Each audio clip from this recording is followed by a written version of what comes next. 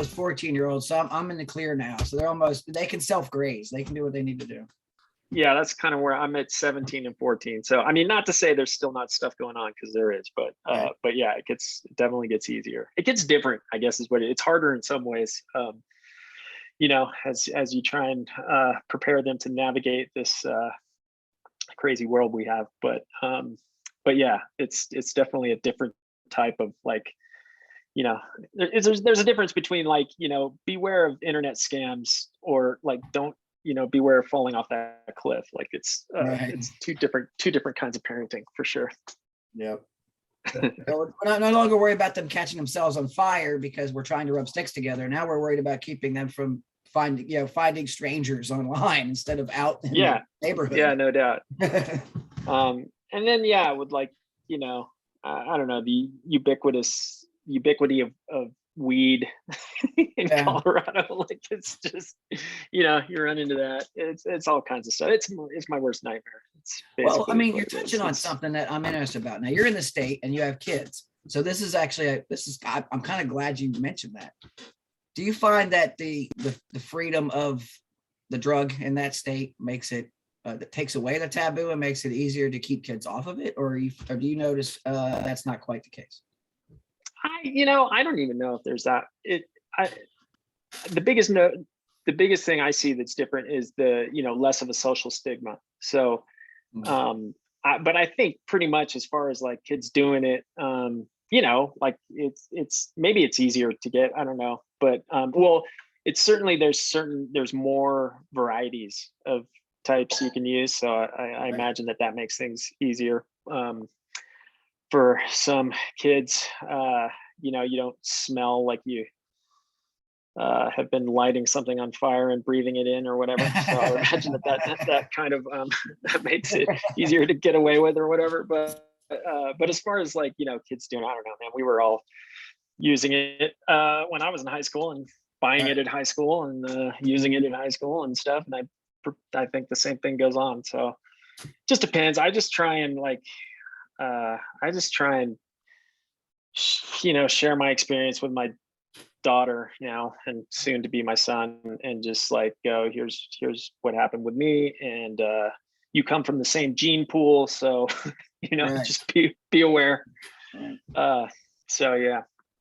So yeah, so you take that's the kind of parenting approach most people shy away from, and I shouldn't say most, but on certain levels of societies, just not being that honest about what the reality of life is. Yeah, I didn't shelter my kids from the realities of life. I didn't make it scary, but because I'm still alive, so yeah, you can come through some things. But yeah, we as parents, we kind of have to do that. We have to kind of share our experiences and our wisdom, so that hopefully they'll take that and not make those mistakes. It doesn't work out all the time. No, it doesn't.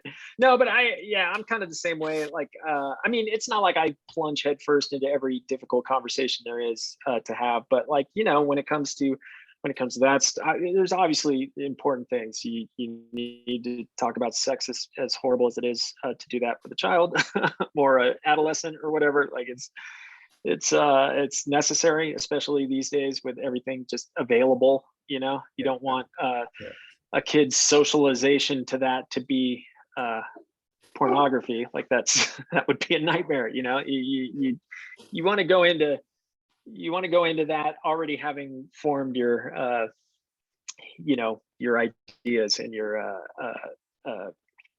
just the way you view things and stuff. So that's, you know, that's obvious. And then with drugs, yeah, same thing. And then, but you know, I'm like that with everything, like, you know, politics, ideology, like all of it. I just try and I tell them where I'm coming from, for sure.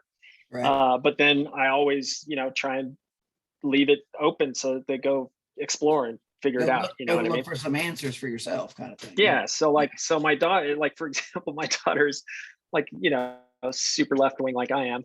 My son's a little more middle of the road, you know. Mm-hmm. So they figure things out. Right.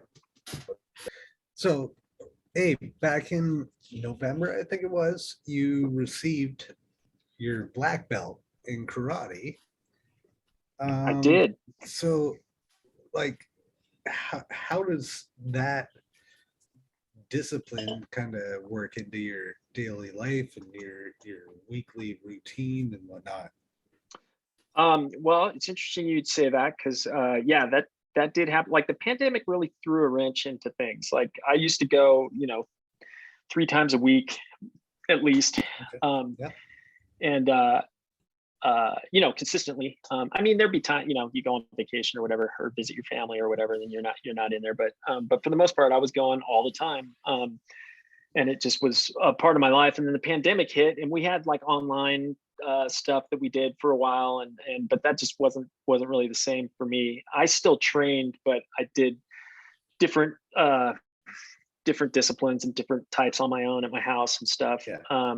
And then once things lifted here and we started going back, I started going back. But I also just recently got into training Muay Thai at this other dojo. And it's actually a kind of a famous dojo. It's Ludwig Martial Arts.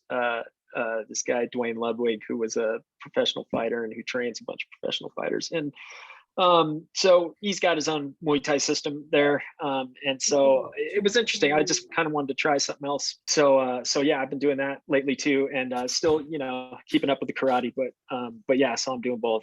I like to go, if I can, 2 to 3 times a week. Sometimes it's harder than others to do it. But I got a heavy bag at home, so I'm working on that too. What form are you belted in?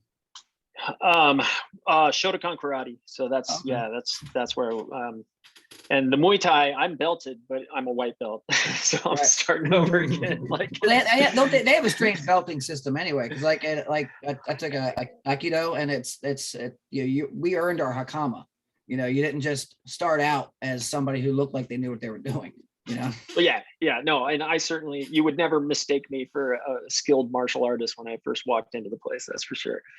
But you train, you do anything, you put in the reps, again, time and reps, and you'll get there. So yeah, I just kept training Shotokan karate, and that's the one that I got up to a Shodan, which is first degree black belt, and continue to go there. I love the dojo. I love the people there. They're awesome. But I wanted to try just a different style of fighting. That's more like, karate's more of a distance fighting, like range fighting and stuff. And Muay Thai is more, it can be more in close and kind of phone booth style gnarliness. So I just kind of wanted to check that out. Yeah, you can break some bones doing that even in practice. Yeah, I mean, there's pro fighters in there and stuff too. So like, fortunately, it's pretty chill, man. They're really nice. It's good family atmosphere. There's not like, I haven't run into anyone yet who's like super testosterone driven, but if you want to hard spar with someone, you could definitely find someone to do it with. But that's not me, at least not right now. Probably never ever either. Like I'm a little too old to be taking full power shots to the head. My oldest son, he's a trained fighter, and that was something that he had the right attitude, and that's what actually I was going to bring me to ask you. That is, it's one thing when you go to learn fighting, and I don't know what I don't think the other guys really have any of that. Maybe you do, but when you learn from somebody, you're learning a lot more than just how to fight. You're getting their attitude. You're getting a lot of things from them because you're offering to somebody to train you. So that's so you will absorb that. So how difficult was it to find like a dojo or a group that you fit with, as far as like when you walked in, you had that first test, and then all of a sudden you're like, I don't like these people. You know what I mean? Yeah, no, I was really lucky with that. My son wanted to do it, so it started off. He and I started training together, and then my daughter joined us for a while too. And then after several years, they both fell off, but I kept going. But we were lucky, man. I just looked. I looked online. I checked out a bunch of different dojos, and this one, Colorado Budokan, which is the one I trained karate at. There was something about it. I could just tell it was like they had a big emphasis on training kids and on just teaching respect and discipline and all that stuff. And it's not like I'm a punk rocker, so it's not like I'm super into respect and discipline on these certain levels. But you know, as a general principle, like treating people the way you want to be treated, that's like a good way to go through life. And then being able to do something about it if you're not treated that way is also a good way to go through life. Absolutely. So Exactly. we walked into that building.